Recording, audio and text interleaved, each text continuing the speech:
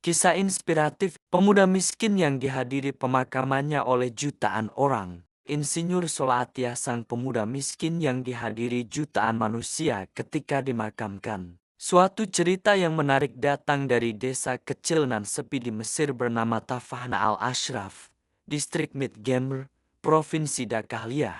Bagaimana perjuangan pebisnis muda yang dulunya miskin bertransformasi menjadi pengusaha sukses sekaligus paling dermawan dengan model bisnisnya yang di luar nalar. Hasil yang dicapai pun tak main-main. Masya Allah, dapat dikatakan bahwa tak ada satu tempat pun yang ia singgahi kecuali ia akan memakmurkan tempat itu melalui pendidikan dan kemandirian ekonomi. Penduduk yang sebelumnya miskin menjadi kaya hanya dengan bermodal konsep bisnisnya. Seperti apa konsepnya? Ya, sulit pada saat ini mencari pebisnis visioner yang menjadikan Allah sebagai investor dan mitra kerjanya kecuali beliau ini.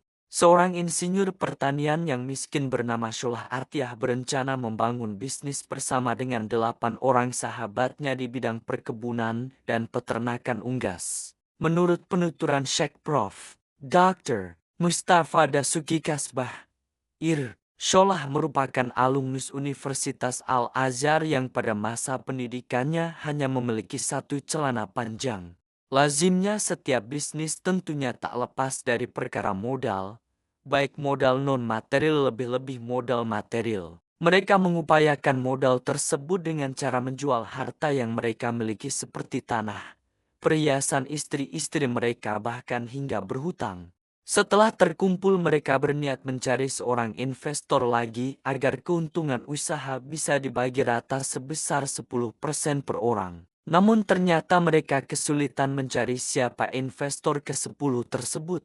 Sontak saja Sholah Atiyah pun berkata pada teman-temannya, Allah yang akan menjadi investor ke-10 tersebut, tentunya dengan perjanjian bahwa dialah yang akan melindungi dan memelihara usaha mereka dari segala macam wabah penyakit. Setelah semuanya sepakat, perjanjian kerjasama tersebut dicatatkan secara rinci di hadapan notaris.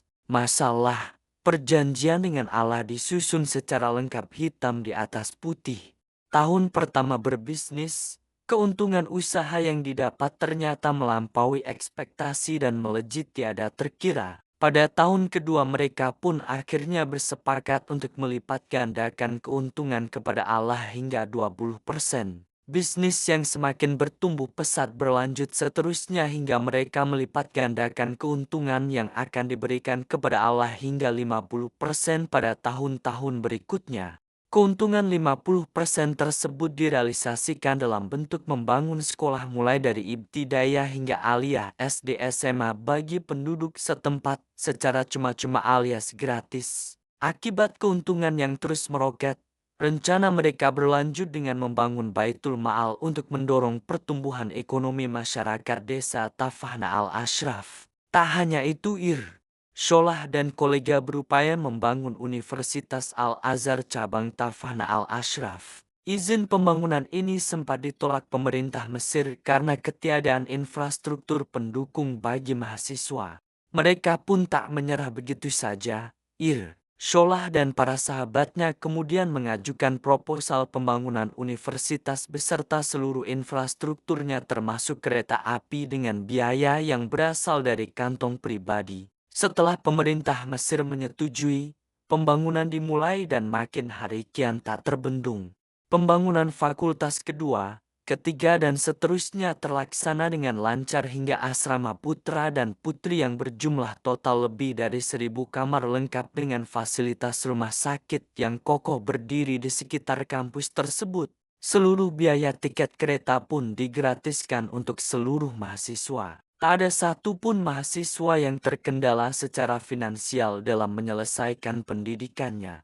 Tak berakhir hingga di situ, Sholah Atiyah mengimplementasikan hal yang sudah ia lakukan di Tafahna al-Ashraf ke desa-desa yang ia singgahi. Fakir miskin, janda, hingga pengangguran semuanya disantuni dan diberikan bekal pelatihan wirausaha perkebunan hingga mandiri. Pada saat panen raya, seluruh masyarakat desa dikirimi paket sayur hingga tak ada satu pun yang kelaparan di desa tersebut.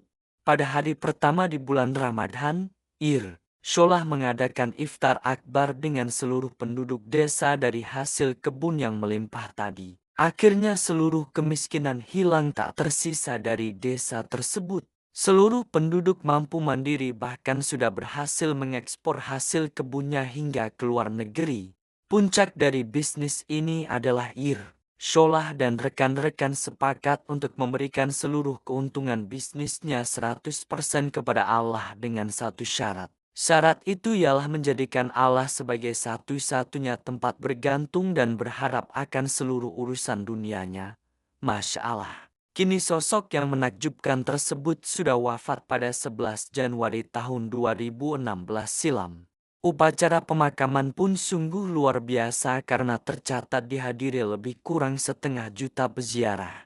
Negara Mesir gempar seketika melihat pemakaman seorang insinyur pertanian yang tak dikenal media massa begitu dicintai oleh masyarakat, layaknya bukan seperti masyarakat pada umumnya. Tak terbayang berapa pahala dari amal jariah yang telah beliau tuai hingga yaumul hisab kelak. Ilmu dan amal yang beliau dan para sahabatnya ajarkan sungguh sulit, bahkan hampir mustahil dicontoh oleh para pebisnis zaman now. Ya, konsep bisnis langka dengan melibatkan Allah sebagai investor dan mitra perusahaan.